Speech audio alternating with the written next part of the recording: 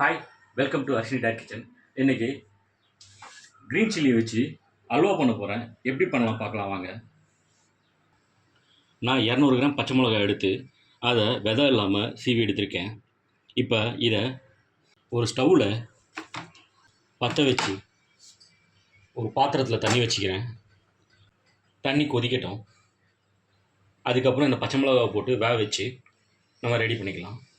இப்போ பார்த்தீங்கன்னாக்கா தண்ணி காஞ்சி வருது. நான் இப்போ இந்த பச்சை மிளகாவை அதில் சேர்த்துக்கிறேன். பச்சை மிளகா கொஞ்சம் சாஃப்டாகட்டும். பச்சை மிளகா ஒரு 10 நிமிஷத்தில் சாஃப்டாகிடும். அதுக்கப்புறம் நம்ம ட்ரைன் பண்ணிக்கலாம். பச்சை மிளகா ஒரு 10 நிமிஷமாக வெந்துட்டுருக்கு. மிளகாய் பார்த்தீங்கன்னாக்கா நல்லா சாஃப்டாகிடுச்சு. இந்த ஸ்பூனில் எடுத்து காட்டுறேன் பாருங்கள். ஃபுல்லாக அப்படியே பெண்ட் ஆகுது பாருங்கள். இதை இப்போ நான் ஆஃப் பண்ணிவிட்டு தண்ணியை ட்ரைன் பண்ணிவிட்டு திரும்பி ஒரு 10 நிமிஷம் பாயில் பண்ணுவேன். பாயில் பண்ண பிறகு அதுக்கப்புறம் இதை கிரைண்ட் பண்ணி சுகர் மிக்ஸ் பண்ணி அல்வா செஞ்சிடலாம். இப்போ பார்த்தீங்கன்னாக்கா நான் செகண்ட் டைம் பாயில் பண்ணியிருக்கேன். மிளகாய் இன்னும் ரொம்ப சாஃப்டாகிடுச்சு. இதை நம்ம ஆற வச்சு அரைச்சிக்கலாம். பச்சை மிளகாய் ட்ரைன் பண்ணி எடுத்துகிட்டு வந்திருக்கேன். இதை நான் ஒரு ஜாரில் சேர்த்துக்கிறேன். பச்சை மிளகாவில் இருக்க தண்ணியே போதும். தண்ணி எதுவும் ஊற்றி அரைக்க தேவையில்லை. நல்லா பேஸ்ட்டாக அரைச்சி எடுத்துகிட்டேன் நான். இப்போ ஸ்டவ்வில் பேன் ஒன்று வச்சுக்கிறேன். ஸ்டவ் பற்ற வச்சு ஒரு பேன் ஒன்று ஏற்றிக்கிறேன். இதில் ஒரு 3 டீஸ்பூன் நெய் விட்டுக்கிறேன். நான் ஒரு 5 பல் முந்திரி எடுத்து பொரிச்சிக்கிறேன். முந்திரி பொரிஞ்சு வருது. இப்போ நான் திராட்சை சேர்த்துக்கிறேன். ஸ்டவ் ஆஃப் பண்ணி இதை எடுத்துக்கிறேன். திரும்பவும் ஸ்டவ் பற்ற வச்சு இந்த நெய் பாத்திரத்தை வச்சுக்கிறேன்.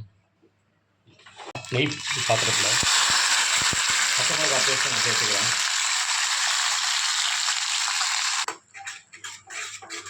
இது மிளகாவை நல்லா ட்ரைன் பண்ணி பச்சை மிளகாவோட பச்சை ஸ்மெல் போகிற அளவுக்கு நம்ம இதை வதக்கிக்கணும். நல்லா வதக்கிட்டேன் நான். இப்போ சர்க்கரை சேர்த்துக்கிறேன். நான் 1/4 கப்புக்கும் மேலே சர்க்கரை சேர்த்துருக்கேன்.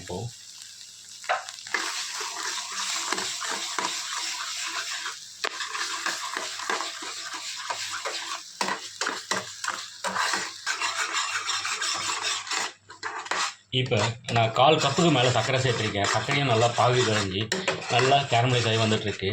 இந்த டைமில் நான் 2 ஸ்பூன் கார்ன்ஃப்ளெக்ஸ் மாவு எடுத்திருக்கேன். 2 டேபிள் ஸ்பூன் கார்ன்ஃப்ளெக்ஸ் மாவு எடுத்திருக்கேன். இதில் ஒரு 4 டேபிள் ஸ்பூனுக்கு நான் தண்ணி சேர்த்து கலந்துக்கிறேன்.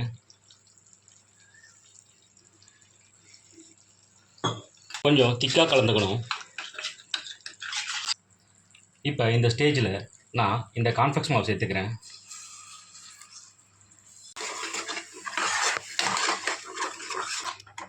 இப்போ பார்த்தீங்கன்னாக்கா பச்சை மிளகாய் அல்வா ரெடி ஆகிடுச்சு பாருங்கள். இந்த மாதிரி ஸ்டேஜில் நான் வறுத்து வச்ச முந்திரி பருப்பும் திராட்சையும் சேர்த்துக்கிறேன்.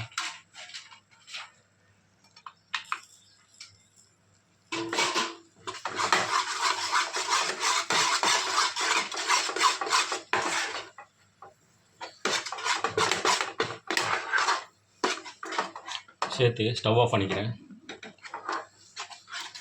பச்சை மிளகாவை வச்சு சிம்பிள் அண்ட் ஈஸியாக அல்வா செஞ்சுருக்கேன். சாப்பிட்டு டேஸ்ட் பண்ணி பாருங்கள். பச்சை மிளகாக்கான இளங்காரமும் இனிப்பும் நல்லா இருக்கும். டேஸ்ட் பண்ணி பாருங்கள்.